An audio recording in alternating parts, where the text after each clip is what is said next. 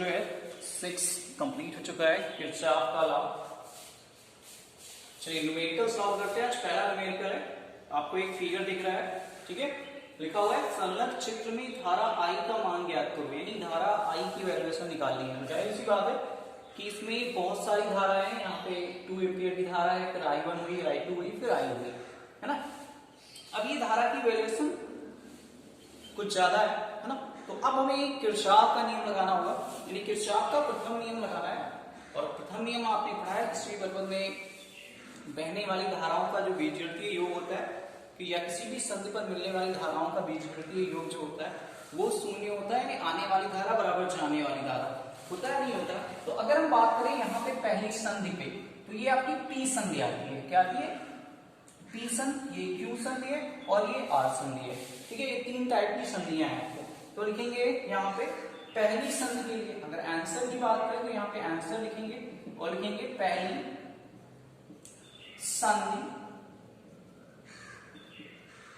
P के लिए, यानी पहली संधि P के लिए अगर जाएं तो जो किरचॉफ का प्रथम नियम है वो बताता है कि sigma I is equal to होता है 0। यही तो पढ़ाया आपने, sigma I is equal to 0। तो आने वाली धारा बराबर होगा जाने वाली धारा। तो देखिए लिख सकते हैं आने वाली धारा बराबर होता है जाने वाली धारा, इसके बराबर होता है। चलिए तो यहां देखिए 2 एम्पियर की धारा P की ओर आ रही है, तो क्या लिखेंगे 2, उसके बाद 2 एम्पियर की धारा और जा रही है तो प्लस 2 लिखेंगे, बराबर किसके होगा। और देखिए 1 एम्पियर की धारा बाहर जा रही है तो 1 लिखेंगे, और ये I1 धारा भी इससे बाहर जा रही है तो प्लस क्या लिखेंगे I1, यानी I1 बराबर क्या होगा, I1 बराबर होगा 2 2 4 माइनस 1 बराबर 3 एम्पियर, यानी I1 की वैल्यूएशन जो है वो 3 एम्पियर की है, यानी ये आपका पहला आंसर। समझ में बात आई, ठीक है। फिर अगर हम थोड़ा और आगे जाएं तो ध्यान रखना I1 जो है वो 3 एम्पियर, यानी यहाँ पे जो धारा है वो 3 एम्पियर की है, ठीक है। अब यहाँ पे बात करें दूसरी संधि के लिए, यहाँ लिखेंगे क्या दूसरी संधि, और P के स्थान पे लिखेंगे क्या Q, यानी दूसरी संधि Q के लिए तो sigma I is equal to 0 लिखेंगे, फिर लिखेंगे आने वाली धारा बराबर जाने वाली धारा, और बराबर किसके होगा, देखिए I1 धारा जो है वो 3 एम्पियर की आ रही है तो 3 लिखेंगे, ठीक है, प्लस उसके बाद यहाँ देखिए कोई धारा आ नहीं रही है तो बराबर लिखेंगे किसके, ये 1 एम्पियर धारा बाहर जा रही है तो 1 एम्पियर, और प्लस I2 बाहर जा रहा है तो I2 लिखेंगे नहीं लिखेंगे, हाँ। उसके बाद ये लिखेंगे I2 बराबर कितना 3 माइनस 1 बराबर 2 एम्पियर, यानी जो आपकी जो धारा है I2 वो 2 एम्पियर की अब किधर जा रही है, संधि R की ओर जा रही है। चलिए R पे जाते हैं तो लिखेंगे फिर तीसरी, क्या लिखेंगे यहाँ पे तीसरी संधि के लिए, तो लिखेंगे तीसरी संधि क्यों नहीं होकर अब R हो जाएगा R के लिए, फिर लिखेंगे sigma I is equal to 0, और फिर यहाँ पे ध्यान रखना 2 एम्पियर की धारा थी। अब देखिए यहाँ पे जो I2 है वो 2 एम्पियर की हो गया नहीं हो गया, तो अब ये अंदर जा रहा है तो अंदर जाने का मतलब 2 लिखेंगे, उसके बाद कोई अंदर धारा और जा रही है, ये तो बाहर जा रही है, ये अंदर आ रही है, यानी प्लस 1 बराबर किसके होगा I के, और प्लस 1.2, ठीक है। तो I बराबर कितना होगा, I बराबर होगा 3 माइनस 1.2 बराबर कितना आएगा 1.8 एम्पियर, जो I की धारा है वो 1.8 एम्पियर की है, ठीक है। तो पहला क्वेश्चन जो है वो फिलहाल सॉल्व होता है। फिर नेक्स्ट क्वेश्चन की ओर बढ़ते हैं।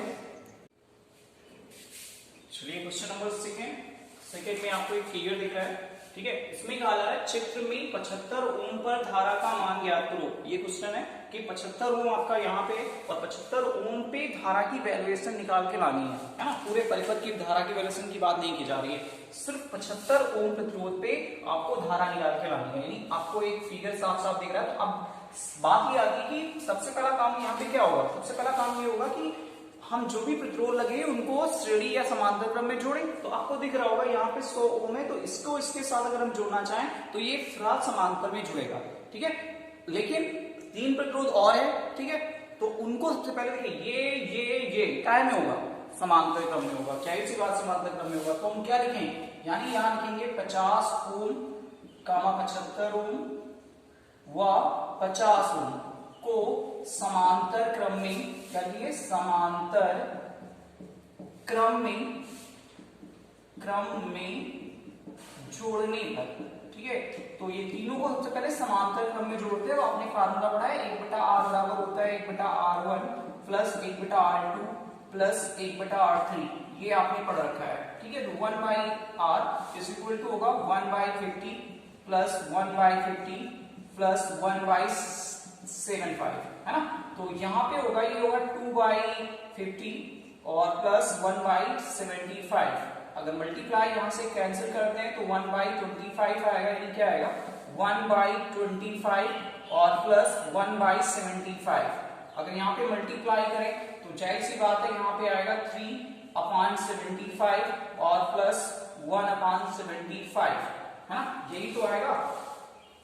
या इसको थोड़ा और अच्छे से लिखना चाहें तो यहाँ लिख सकते हैं 1 कितना होता है 4, यानी 4/75 ये आता है आपका। इतने एम्पियर की जो धारा है वो परिपथ में प्रवाहित, सॉरी इतने ओम का जो है प्रतिरोध यहाँ पे लगा हुआ है, ये तीनों को जोड़ा गया, ठीक है। 1/r की मैं बात कर रहा हूँ, या यहाँ पे अगर लिखना चाहें या r बराबर कितना आएगा 4/75/4, यानी 75/4 ओम का प्रतिरोध कहाँ पे है, यहाँ ये तीनों 75/4 के हैं, ठीक है। अब इसको थोड़ा इरेज करते हैं, ये आपको दिखेगा नहीं, ठीक है। तो यहाँ पे अब इरेज होता है इसको।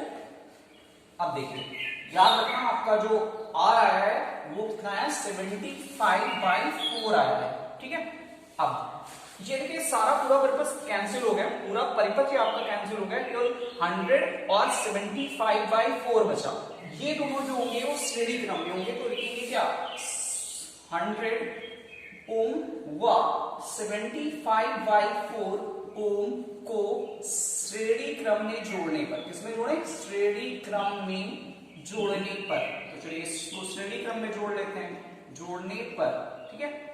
अब आपने फार्मूला पढ़ा है R इक्वल टू होता है R1 प्लस R2 श्रेणी क्रम के लिए, है ना।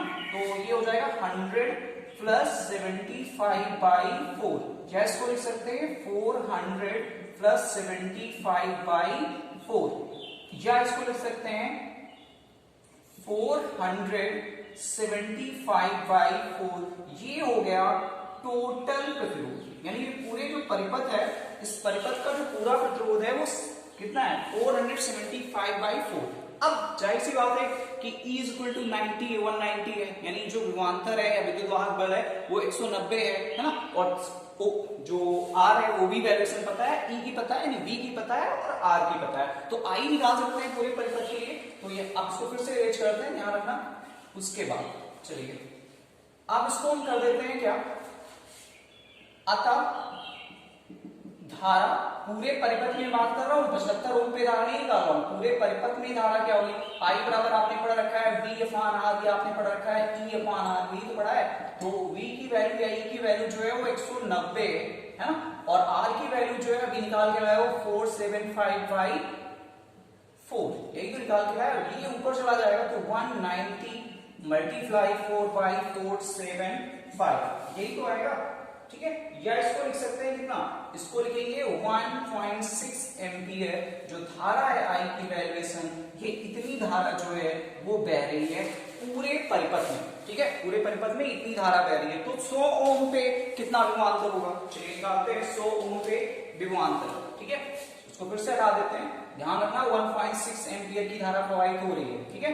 अब तब हम इसको लिख सकते हैं 100 ओम पे प्रतिरोध कितना होगा, यानी 100 ओम पर विभव कितना होगा, 100 ओम पर विभव। तो हम लिखेंगे V1 बराबर आपने पढ़ रखा है IR1 या I1R1 या IR1, ठीक है। तो V1 बराबर आप लिख सकते हो, I की वैल्यू 1.6 है और R1 की वैल्यू 100 है, यानी क्या आया 160 वोल्ट। यानी जो यहाँ पे 190 वोल्ट का विभव लगा हुआ है, यहाँ पे कितना हो गया 160 वोल्ट का, ठीक है। अब यहाँ पे 160, तो कितना शेष यहां जा रहा होगा 30 वोल्ट का, यानी तब V2 बराबर कितना होगा आपका 4, यानी 190 माइनस 160 बराबर कितना होगा 30 वोल्ट। जो परिपथ में उल्टा है वो 30 वोल्ट की, कहां पे, यानी यहाँ पे। ये 160 हो गया, 190 है, तो 190 में से 160 बताएंगे कितना आएगा, 30 आएगा। 30 जो वोल्ट का विभव है वो इन दोनों में जा रहा है, यानी यहाँ भी, यहाँ भी, यहाँ भी। हाँ, तब 75 ओम पे धारा कितनी होगी, तब 75 ओम पर धारा, तो 75 ओम पे धारा क्या होगी, आई बराबर आपने पढ़ रखा है V अपान R होता है, यही तो पढ़ा है। V की वैल्यूएशन है आपके पास कितनी, V की वैल्यूएशन है 30, है ना। V2 लिखेंगे यहाँ पे, तो V2 लिख लेते हैं, और बटे 75 ये आएगा, नहीं आएगा, तो V2 बटे 75 यानी 0.4 एम्पियर की जो धारा है वो 75 ओम पे बह रही है। कितने ओम की, 75 ओम पे जो धारा है, 75 ओम पे धारा की वैल्यूएशन 0.4 है। ये आपने पढ़ा है श्रेणी क्रम में हमेशा जो धारा की वैल्यूएशन होती है सेम होती है, समांतर क्रम में धारा की वैल्यूएशन अलग अलग हो जाती है, जबकि समांतर क्रम में जो विभव है वो सेम रहता है। इससे बात की जाए, यहाँ भी विभव 30 का होगा, यहाँ भी 30 का होगा, यहाँ भी 30 का होगा, क्योंकि समांतर तीनों है, समांतर में जोड़ा गया था स्टार्ट में, है ना।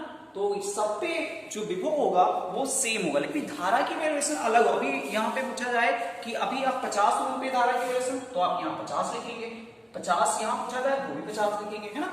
तो ये सारी इस तरह से हम वैल्यूएशन को कैलकुलेट करते हैं।